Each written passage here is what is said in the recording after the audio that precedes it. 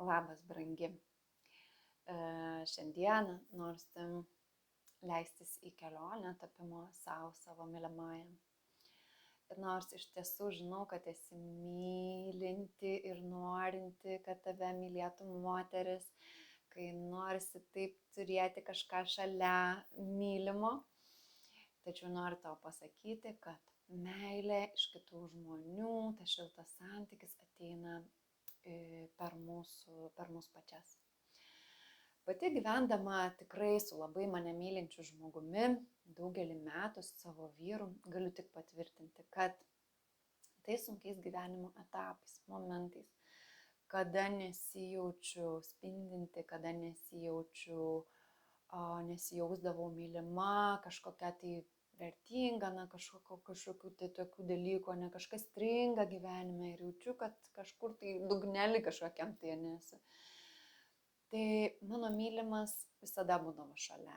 Kiek ir myli, ir tą sako, ir mylintis vaikai gali ateiti, bet aš tau galiu pasakyti, mes nepradėsim spindėti niekaip, kad ir kiek tie žmonės mylintis, kol jie turi kantrybės ir jėgų, mums sakyti, ne, kokios mes jiems reikalingos, kokios mes jie mylimos, kokios, kad jie mus tikrai gerbia, dar kažkokių tai dalykų, ne, kurie tau svarbus.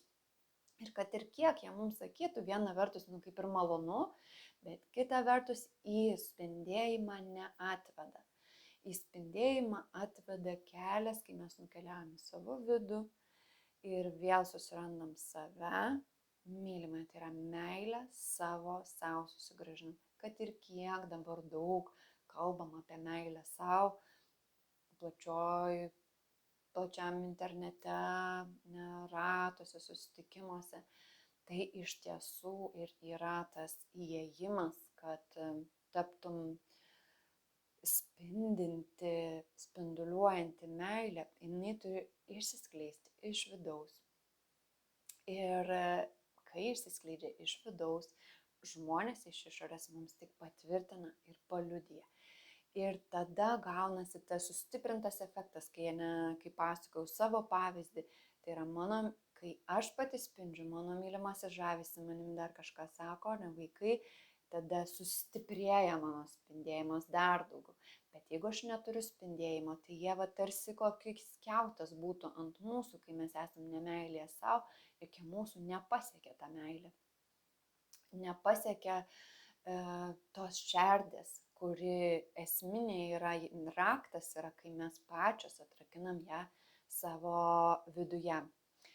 Ir tapimo savo pačia mylima yra vienas iš svarbių labai žingsnių, per kuriuos vedu mentorystės programoje spindintis moteriškumas, kad tapti savo mylimąją. Sustiprinti meilę savo kūnui, kurios negali duoti kitas žmogus, būtent apie tą momentą kalbu.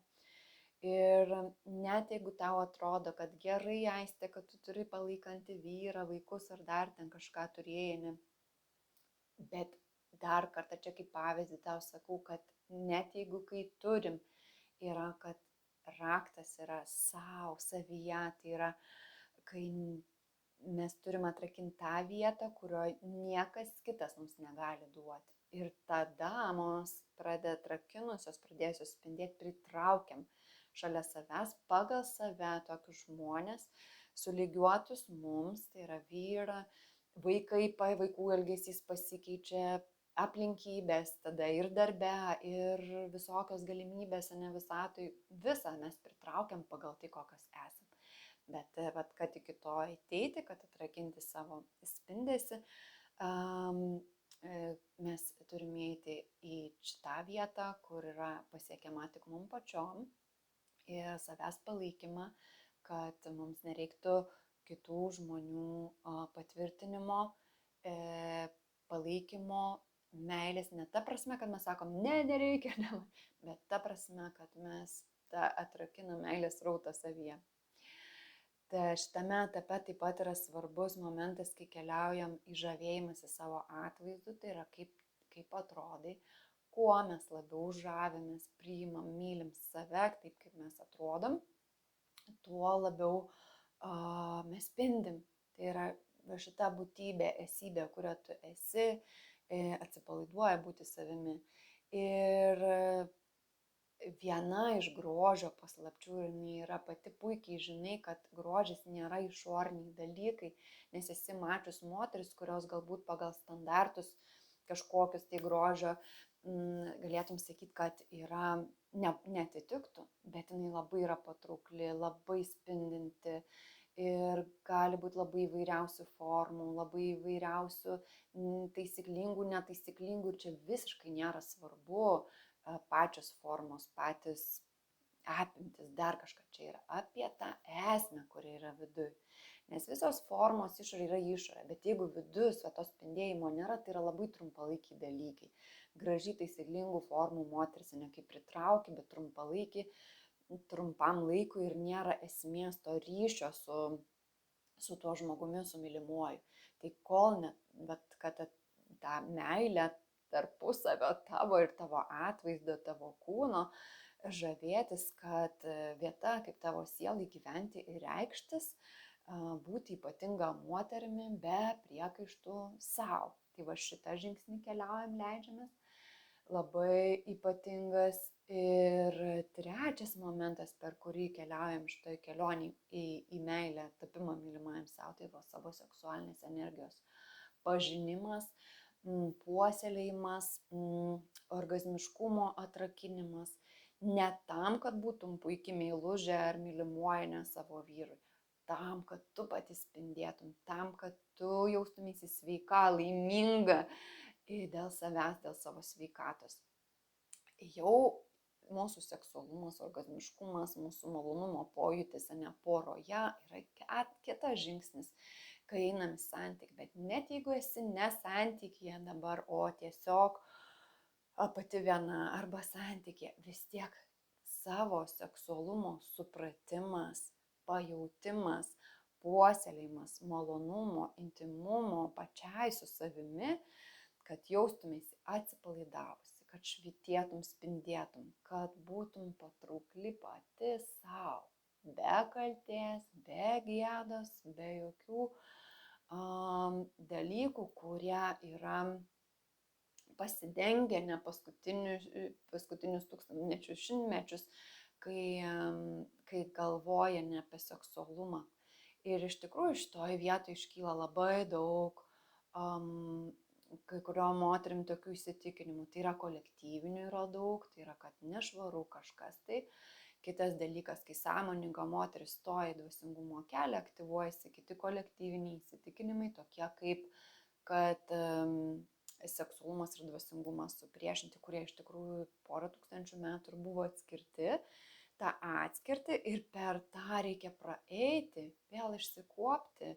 Galbūt šeimoje buvo gėdinamas, žavėjimas savo kūnų, seksualumas, kuriuo labiausiai iš tiesų ir spindi kas vaikai. Ir per visą tai perkeisti, kad tu galėtum būti ir sąmoninga, dvasinga moteris ir tuo pačiu seksuali, tai yra besimėgaujanti, orgazmiškumą patirianti savo gyvenime. Ir ne dėl to, kad kuo greičiau eitum mylėti su kažkuo, o dėl to, kad pati jaustumėsi žavinga, patraukli, tokia spindinti. Ir iš to kurtum tai, ką tu kuri savo gyvenime. Namus, darbe, veikloje, kūryboje, versle tavo santykiuose su mylimuoju. Ir va tada tik tai atkeliauja tas kitas etapas, seksualumas jau poroje. Tai seksualumas buvo labai susiaurintas paskutiniais šimtmetį iš viso, ne kito, kad vaikai gimsta arba malonumui poroje, ne orgazmo patyrimui, arba vienas kito kažkokių aistrų tenkinimo. Tai vat, sugrąžinam atgal tą sakralumą ir pirmiausia per tą intimumą su savimi, savo seksualumo, savo kūno pažinimą, savo pojūčių ištyrinėjimą savyje. Ir visa tai yra per visą tai vedu programą, tai yra vienas iš kertinių žingsnių ir keliaujam nuosekliai, kad susigrąžintum meilę savo, pradėtum vėl žavėtis arba tiesiog dar labiau sustiprintum žavėjimą savo kūnu, ryšį su savo kūnu ir su savo orgazmiškumu, atrastum ryšį, intimumu, kad galėtum būti spindinti, besimėgaujanti moteris gyvenimu, savimi, ne, ir po to jau kelti santykius, tiesiog tai yra skleisti savo santykiuose į naują lygį. Pirmiausia, tapdama mylimąją savo.